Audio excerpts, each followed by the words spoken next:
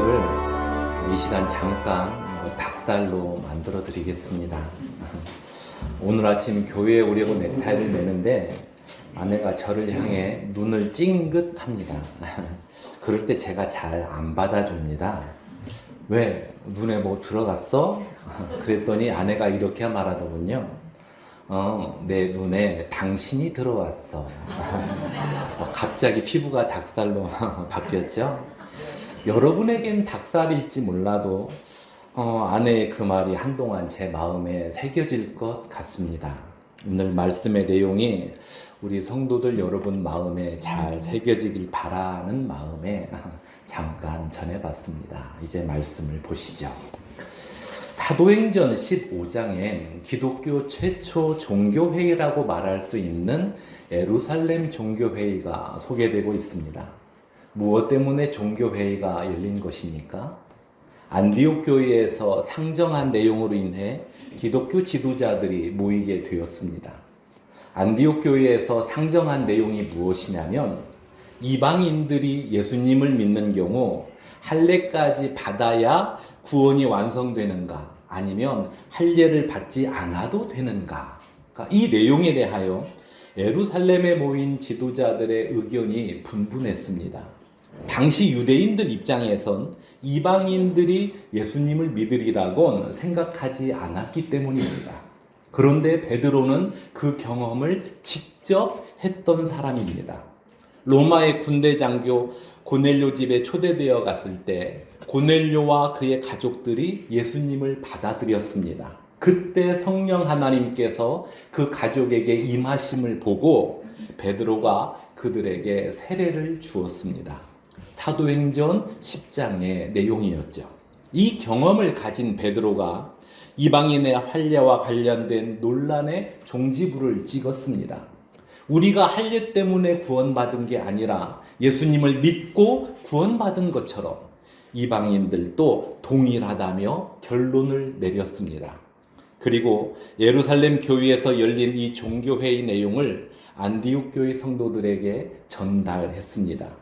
이에 안디옥 교회 성도들이 크게 기뻐했으며 바울과 바나바는 안디옥에 계속 머물면서 주의 말씀을 전하고 가르쳤다는 내용으로 해피엔딩이 되는가 싶었는데 오늘 본문을 보니 바울과 바나바가 심히 다투었고 그로 인해 피차 갈라섰다는 내용이 나옵니다. 아니 세상에 바울과 바나바가 다퉜다니요. 설령 다툼은 있을 수 있다 해도 피차 갈라섰다니 도대체 얼마나 크게 다툰 것일까요? 사람들이 모여서 함께 일하면 일이 수월해집니다. 그래서 우리 속담에 백지장도 맞들면 낫다고 하지 않습니까? 다른 사람과 함께 일하면 내가 가진 약점을 상대방이 보완해 주는 경우가 많기 때문에 일이 수월해질 뿐만 아니라 상대방으로부터 격려도 받고 또 도전도 받습니다. 하지만 모든 부분에 긍정적인 요소만 있는 건 아닙니다. 서로 다른 가치관과 다른 성격을 가지고 있기 때문에 종종 다툼으로 번지기도 합니다. 서두에 언급한 아내와 저의 이야기만 들어보면 아직도 알콩달콩할 것 같지만 현실은 이렇습니다. 요즘 들어 제 아내는 저에게 이런 식으로 말을 합니다. 괜찮대. 뭐가 괜찮은데? 병원에 갔다 왔는데 괜찮대. 그러면 제가 놀라면서 어디 아팠었어? 나 말고 김지사님 말이야. 그러니까 이런 식으로 대화가 진행이 됩니다. 그러니까 조금 전 김집사님에게서 전화가 왔는데 검진 결과 아무 이상이 없대. 처음부터 이렇게 말을 하면 좋잖아요. 그런데 김집사님은 쏙 빼고 괜찮대 이렇게 시작을 하니 제가 답답할까요? 안 답답할까요? 그래서 제가 가끔 아내를 꾸짖습니다. 말 좀 정확히 했으면 좋겠어 라고 말이죠. 그런데 솔직히 저는 더 심합니다. 아내에게 그거 있잖아, 그래 놓고 말해야 할 다음 단어가 생각나지 않아서 그거 있잖아, 그거. 그러니까 이 말만 되풀이할 때가 자주 있습니다. 그러면 아내가 저를 지그시 바라봅니다. 어쩌면 속으로 이렇게 말하는지도 모르겠습니다. 나니까 너 데리고 산다. 여러분께서도 배우자 또는 자녀들 또는 지인들과 가끔씩 말다툼을 하시죠? 서로 다른 가치관과 다른 성격을 가지고 있으니 함께 있으면 다툼은 불가피해 보입니다. 다만 참을 뿐이죠. 바울과 바나바는 영혼 구원을 위해 복음을 전하고 가르치는 일에 함께 했던 사람들입니다. 바로 그들이 심하게 다툰 후 서로 갈라섰습니다. 이 사건 이후에 바울과 바나바가 함께 사역하는 장면이 더 이상 나오지 않습니다. 도대체 무엇이 이 두 사람을 갈라서게 만들었을까요? 그 사건의 출발은 이렇습니다. 오늘 본문을 시작하는 사도행전 15장 36절을 보시죠.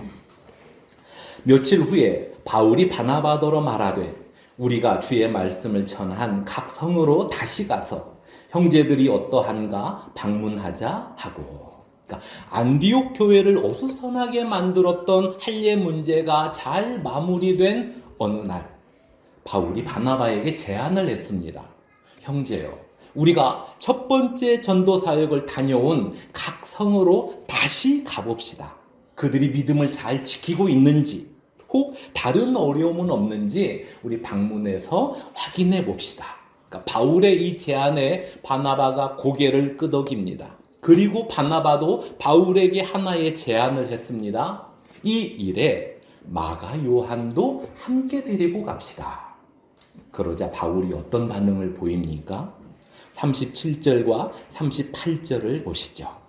바나바는 마가라 하는 요한도 데리고 가고자 했으나 바울은 밤빌리아에서 자기들을 떠나 함께 일하러 가지 아니한 자를 데리고 가는 것이 옳지 않다라고 강력히 말합니다. 그러니까 두 사람의 의견이 충돌을 일으킨 것입니다. 이 사건의 발단이 되는 13장 13절로 잠깐 되돌아가 보겠습니다. 13장 13절과 14절을 보시죠.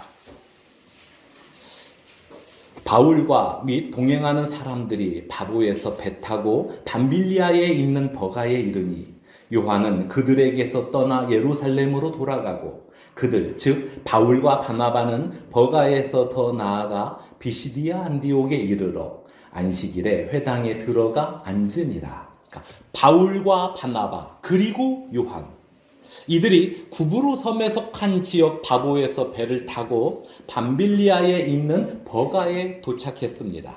이곳은 튀르기에에 속한 지역입니다. 그곳에서 어떤 일이 일어났습니까? 함께 다녔던 마가 요한이 예루살렘으로 돌아가겠다며 그 무리에서 이탈했습니다.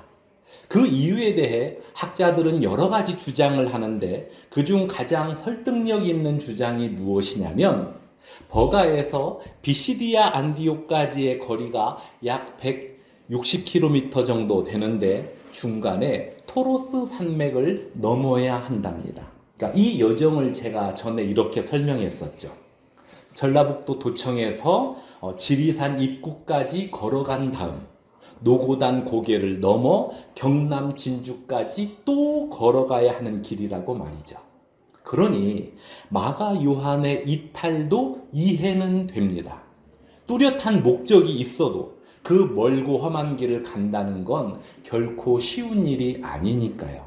그랬던 마가 요한이 다시 사역을 하겠다며 안디옥 교회로 합류한 상태입니다. 그래서 바나바가 각 성을 방문하는 이 일에 마가 요한도 함께 했으면 좋겠다고 말했는데 바울이 NO 해버린 것입니다.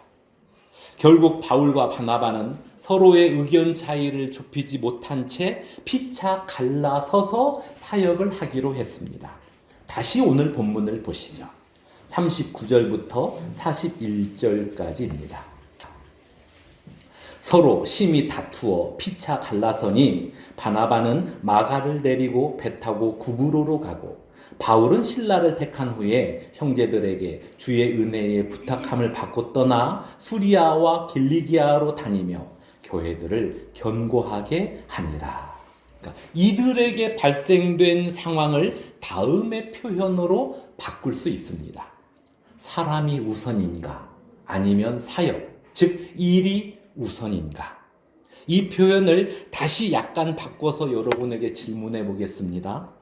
사람이 중요합니까? 일이 중요합니까? 둘 다 중요합니다. 이와 관련해서 바울의 입장은 그래도 사역이 더 우선이다는 것이고, 바나바는 사역보다 사람이 더 우선이다는 입장입니다. 여러분은 사역이 더 우선이라고 생각하십니까? 아니면 사람이 더 우선이라고 여기십니까? 결론부터 말하자면 사역보다 사람이 더 우선이라고 여긴 바나바가 옳았습니다. 바나바가 품어준 이 마가 요한을 통해 복음서의 가장 첫 번째 기록인 마가 복음이 쓰여졌으니까요. 그러니까 만약 바울의 주장을 따라 바나바도 마가 요한을 사역에서 배척했다면 마가 요한을 통해 마가복음이 쓰여지기 어려웠으리라 여겨집니다. 즉 마가복음은 마가가 기록했지만 사역보다 사람을 더 우선으로 여긴 바나바로 인해 맺혀진 열매라고 해도 과언이 아닐 것입니다. 그렇다면 바울은 자신의 주장을 끝까지 고수했을까요? 누가 뭐래도 주의 종은 사람보다 사역이 우선이야. 여기에서 물렁해지면 사역이 엉망이 돼. 이러면서 자기 주장을 꺾지 않았을까요? 훗날 바울이 디모데에게 쓴 디모데후서 4장 11절을 보면 바울이 디모데에게 마가를 데려와라 당부하면서 그가 내게 유익하다는 고백을 합니다. 또 바울이 빌레몬에게 쓴 편지 빌레몬서 1장 24절에선 나의 동역자 마가라고 소개합니다. 무엇을 알 수 있습니까? 바울은 고집불통이 아니었습니다. 사역보다 사람이 우선이라는 바나바의 생각이 옳았음을 인정했고 자신도 그것을 실천했습니다. 한번 입으로 내뱉으면 그것이 옳지 않아도 끝까지 밀어붙이는 완고한 자가 아니었던 것입니다. 마음속으로 한번 탁 찍은 사람에 대해선 끝까지 용납 못하는 그런 속 좁은 사람이 아니었습니다. 그렇습니다. 사람들 중에는 마가처럼 연약한 부분을 가진 이들이 있습니다. 이 일을 제가 한번 해볼게요. 말해놓고 얼마 못 가서 저 못 가겠는데요. 못 하겠는데요. 이렇게 말을 뒤집는 이 연약함을 가진 이들이 있습니다. 하지만 그런 사람도 옆에서 품어주고 손잡아주면 자신의 연약함을 점점 극복해 갈 수 있습니다. 또 사람들 중에는 바울처럼 너무 강한 부분을 가진 이들도 있습니다. 내가 경험해 보니 저 사람은 이런 면을 가지고 있어서 나는 저 사람과 함께 일할 수 없습니다. 이러며 자신의 마음을 쉽게 꺾지 않는 이들도 있습니다. 하지만 그런 사람도 일보다 사람이 우선이라는 사실을 깨닫게 되면 자신의 고집을 내려놓습니다. 마가와 바울 같은 이 유형의 사람들을 변화시키는 힘이 무엇이겠습니까? 사랑입니다.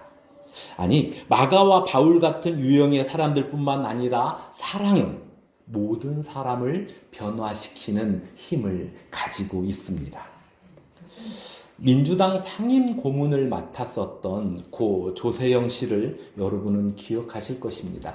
그러니까 조세영 씨도 유명한 분이지만 그분의 할아버지 조덕삼 씨는 기독교인들에게 더 유명한 분입니다. 그러니까 무엇 때문에 유명합니까? 조덕삼은 미국 선교사 테이트의 전도로 예수님을 믿게 됩니다. 그는 예수님을 믿은 후 자신의 가족과 집에서 일하는 모든 머슴까지 예수님을 믿도록 전도했습니다. 그 머슴 중에 이자익이라는 사람이 있었습니다.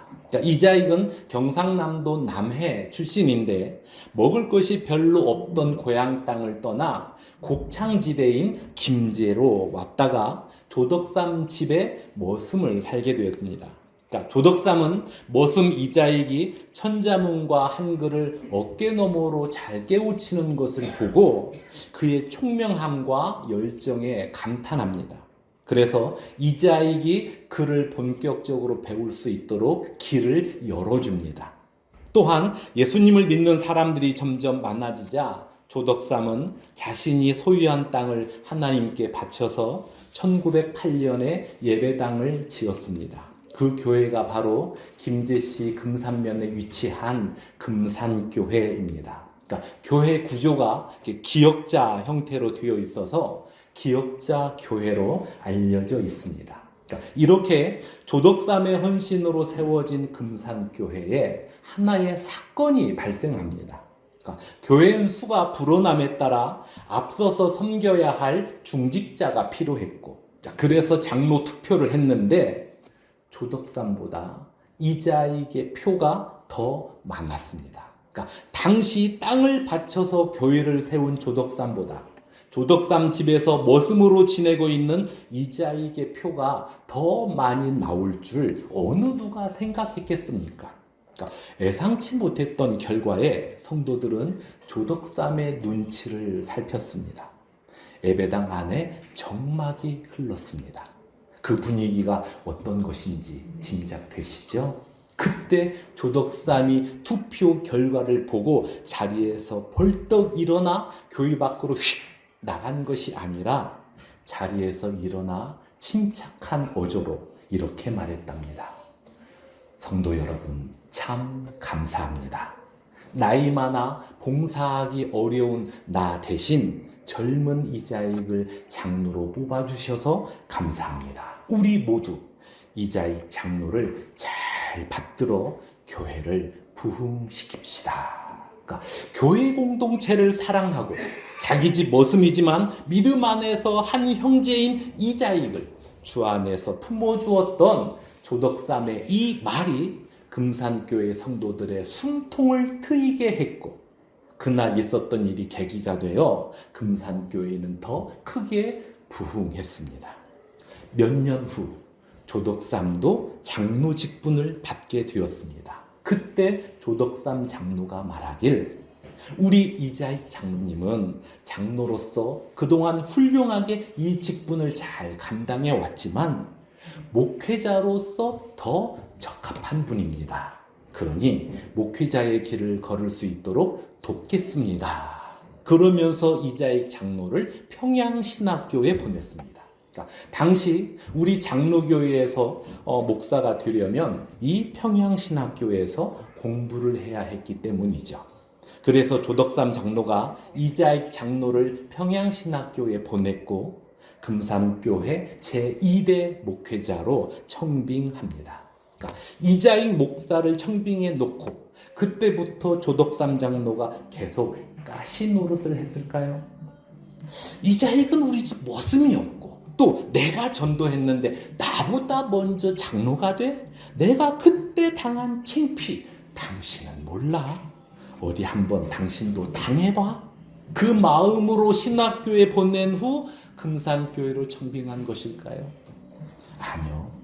금산교회의 그 어떤 성도보다 이자익 목사를 잘 보필했답니다. 그러니까 무엇을 알 수 있습니까? 하나님의 사랑을 받은 성도가 다른 사람을 대할 때 사랑으로 품어주어야 한다는 이 사실을 이론에서 멈추지 않고 실천으로 나아간 것입니다. 그래서 금산교회는 기역자 교회로도 유명하지만 조덕삼 장로의 이야기가 훨씬 더 유명합니다. 우리 은하수 교회도 이러한 사랑 이야기로 가득했으면 좋겠습니다.